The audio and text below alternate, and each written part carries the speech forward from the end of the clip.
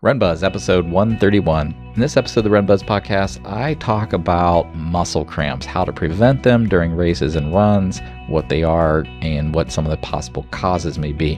All this and more coming up on today's show. Hi guys, and welcome to another edition of the RunBuzz podcast. I'm your host, Steve Carmichael, and I'm a certified running and fitness coach, and I'm here to help you get the results in your training, your racing, and your physical fitness that you desire. But did you know that according to Inc. magazine in an article published in 2018, there's a study by the University of Scranton that they quoted that stated about 8% of people who have goals actually ever reach those goals. 8%. Now, that could be for a lot of reasons, but that means that 92% of us are failing to reach our goals. And that's why goals are not enough to get you where you want to go unless you're that 8% who have the ability to follow through and actually know what it takes to achieve those goals. And that's one of the reasons why I created the Pace Builders training program is I didn't want to just focus on training plans. I've seen too many people not follow the plan or fall off plan. I didn't just focus on strength training exercises that you could probably find on YouTube with a little searching. Actually, I did create Pace Builders with those things in mind, but I wanted to go above and beyond that. I wanted to build a team that you could surround yourself with to help hold you accountable. I've seen too many runners sign up for a plan and just not complete it, or just life happened and things got in the way. And so they weren't able to finish that race, or they dropped out of that race because maybe they got injured because they were not matched with the right plan. Or maybe they got injured to finish that race, or they dropped out of that race because maybe they got injured because they were not matched with the right plan. Or maybe they got injured because they were overtraining. They didn't know when to take the day off. The plan told them they needed to run that day, so they ran. There's lots of reasons runners don't achieve our goals. Often it can be motivation, and it can be not having a level of accountability. And so what I found out from running a running club was that it's not just running the miles. And if you listen for a while, you hear me preach this over and over again. And one of the things I wanted to do is build a team that could actually surround you and help hold you accountable. Not in the sense that we're tracking every move, what you make, but they were available to get you the answers you need when you need them.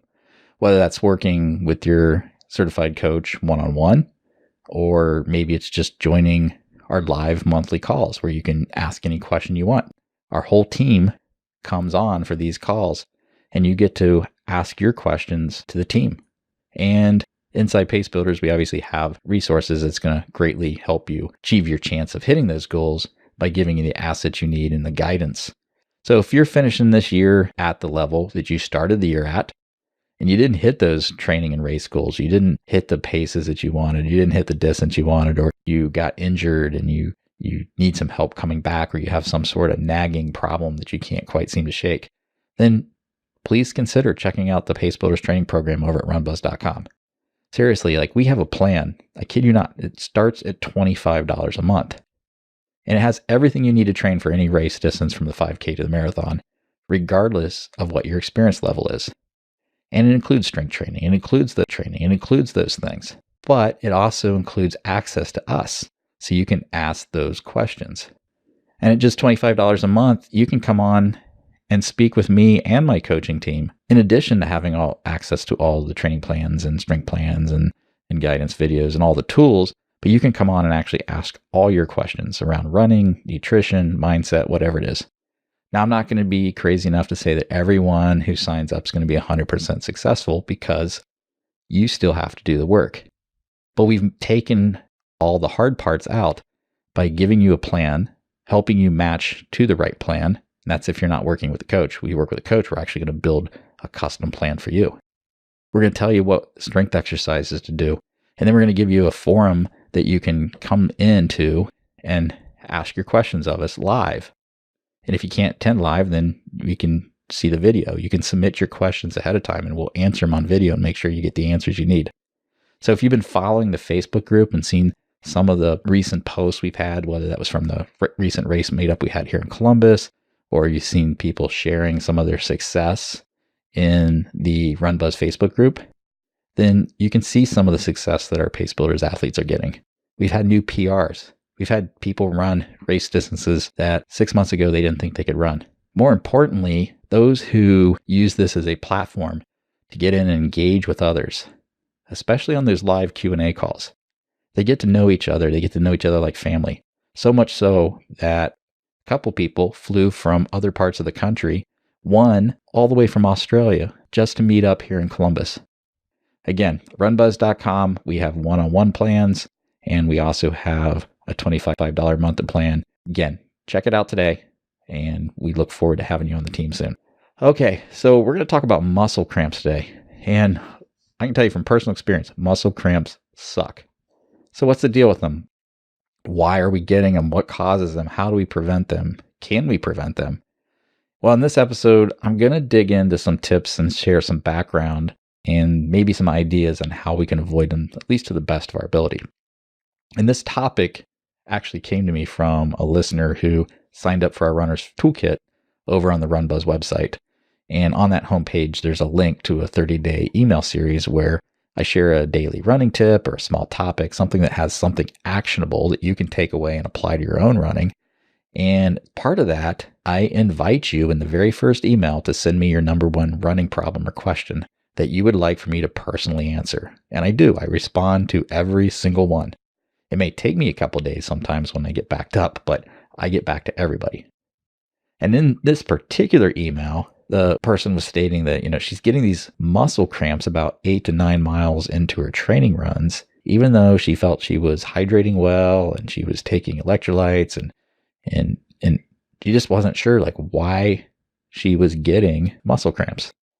Now, this is a paraphrase, and I've actually made the topic a little more generic than her specific. I did respond to her specifically to her problem, but we're going to talk about why this is. What are some causes and things that we can do to make sure that we're not getting hit with those muscle cramps when we go out on our runs as well? So I thought, why not? Let's bring it into a podcast. When it comes to dealing with muscle cramps, there's a little bit of, I don't know how to say it. Maybe I won't say controversy. It's not controversy. It's more like we just don't know everything yet about all the possible causes of things that are going on in our body. We have things that there's been tons and tons of studies. We know that there's certain things can contribute to certain conditions or certain things. And then there's other things that are still a mystery. And muscle cramps has been studied quite a lot. And there's certainly some things we can do to minimize our chance for muscle cramps. But just keep in mind that it's more complex than that. There's lots of things going on in our body when we run, and a lot of things contribute and can cause muscle cramps because at the end of the day, our muscles are just kind of rebelling to what we're asking them to do. So we'll talk a little bit about why that could be. So we'll talk about the quick fix first, because it's something that's easy to try. If you're struggling with muscle cramps, then this is something probably your first step. And that is increasing your hydration, but more specifically, increasing your sodium and potassium and magnesium intake. So basically your electrolytes. And the idea behind this is that low electrolyte levels could possibly be contributing to cramping. Now, here's the deal. Dehydration and low electrolyte levels may contribute to cramping, but this is probably not the root cause for most runners, especially runners in North America where we have diets that have a lot of salt in them, and we tend to have a lot of electrolytes in the foods that we eat. So unless you're on a highly restrictive diet and you're not eating enough whole foods, most of us are probably getting enough in our diet. However, that doesn't mean electrolytes are not important, that we shouldn't be aware of them, because electrolyte replacement is important, especially on those long runs. Those longer distance runs where we're sweating out all the salt and potassium and so on. But often what you'll hear is, hey, I got cramps. And everybody will say, hey, eat a banana, throw in some more electrolytes. And it's easy to say that because there is some amount of research that shows that getting low on electrolytes can cause muscle cramping. However, I'm going to show you here in a few minutes, there's probably even a more common reason. So while certainly people are trying to be helpful There's a lot of people who say, well, I tried adding the electrolytes and it didn't help. Again, because I think there's actually a far more common reason you're getting the muscle cramps, which I'll explain in a minute.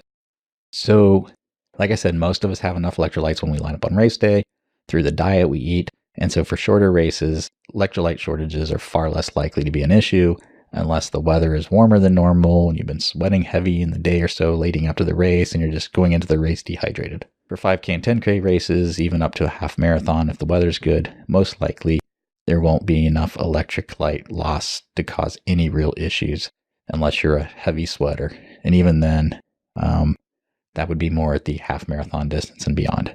The other distances are just over too soon before it becomes a real issue. Where electrolyte imbalances do become an issue is when you start getting into those distance races beyond the half marathon. So things like the marathon, especially the ultra marathon distance.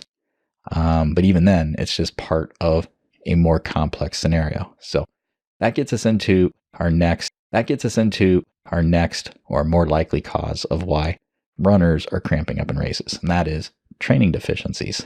So if you're not properly trained, and you ramped up too fast for your current personal fitness level or you're undertrained going into the race, then your cramps are more likely a result of your body not able to handle the distance and the load that you're putting on it. So as you train longer and you're doing more of the longer runs and you're training consistently, you're going to find that cramps come on less and less and become less of an issue. A lot of it is just because, think about it, you're running and you're just not ready for that distance. And so what happens? Your muscles rebel. They rebel against you, inflammation sets in. Next thing you know, they start cramping up. I can look back to every single time that I've gotten muscle cramps during a distance race or a distance long run.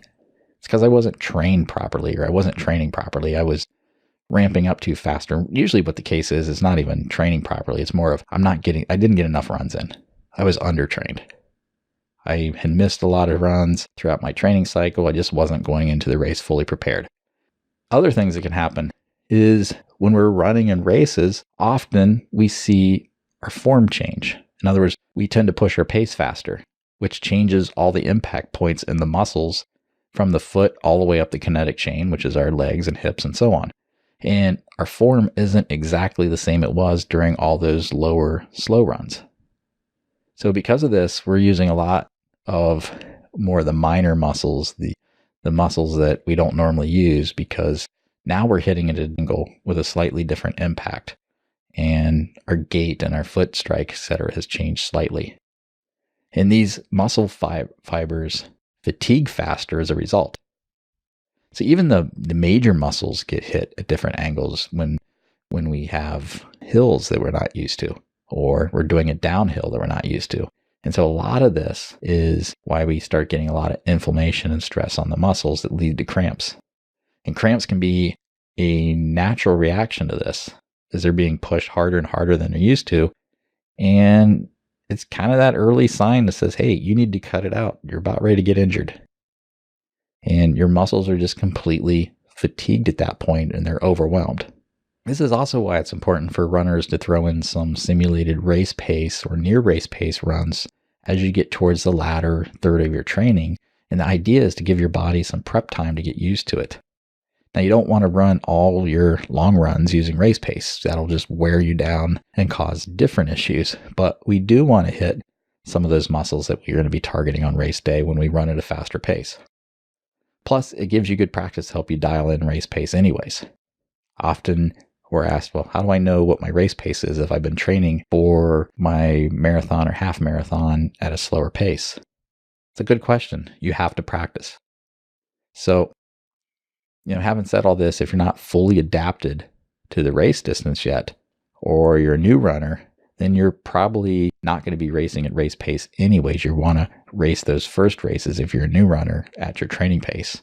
And one of the reasons we want newer runners to do that is probably going to go out a little too fast anyways. So going out too fast, you're just guessing at, could lead to a rough day on those longer races like the half or full marathon. Another thing that can cause cramps, and it's kind of related to the last one, is lack of strength training. All these things are going to help recruit the right muscle fibers and help strengthen them in training before you get into the race. So systematically, as you're ramping up through training, and if you're targeting these from time to time, it's going to help build these muscles so that when you do reach those longer distances, you don't have the weaknesses that were a result of ignoring them for so long. So really, it's coming down to those two things. It's coming down to potentially having electrolyte imbalances or electrolyte shortages late in the race, which then again is causing the muscle firing and a bunch of other stuff to start go out of whack, because that's how the electrical currents carried is through those electrically charged electrolytes into your muscles. And then it's also a result of the training and not training properly. Now, obviously, you can be well trained and go into race and still get cramps. And that's what makes this hard sometimes to prevent, is that a lot of things can cause that. Maybe you are well trained, but you went out too fast. Maybe you are well trained, but you maybe slightly tweaked your quad muscle because, you had to step out of the way to avoid somebody at a water stop, or you stepped in a pothole or whatever, and you tweaked that muscle, and then that muscle became inflamed. Something irritated it. And it's hard to know in advance. So things that we have that's in our control, our training and making sure we are taking on the right amount of electrolytes, etc., those are things we can do. However, you always have to be prepared on race day, and you always have to be prepared to adjust. And you always have to be prepared to adjust.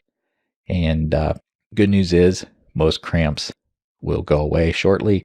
And you can often release the cramp by massaging it, pulling over, doing some light stretching. But they're no fun when you get them. They can hurt, and they can bring you to a dead stop in the middle of a race until that cramp passes. Best thing to do is prevention. Go in the best you can, and that's about all you can do. All right, guys, that wraps up today's episode. Thank you so much for joining me. And again, I encourage you to head over to runbuzz.com and check out other articles and other assets that we have available to you above and beyond just the podcast. And if you haven't joined our Facebook group, head over to facebook.com, search for RunBuzz, like the page, but request access to the group. And that is where community comes together, asks a lot of questions, supports each other, and then obviously consider joining our Pace Builders program, which is help paying the bills and making sure that this show continues to operate, because it's listeners like you who help support the show. All right, guys, have a great week. Happy running. Stay safe out there. Talk to you soon.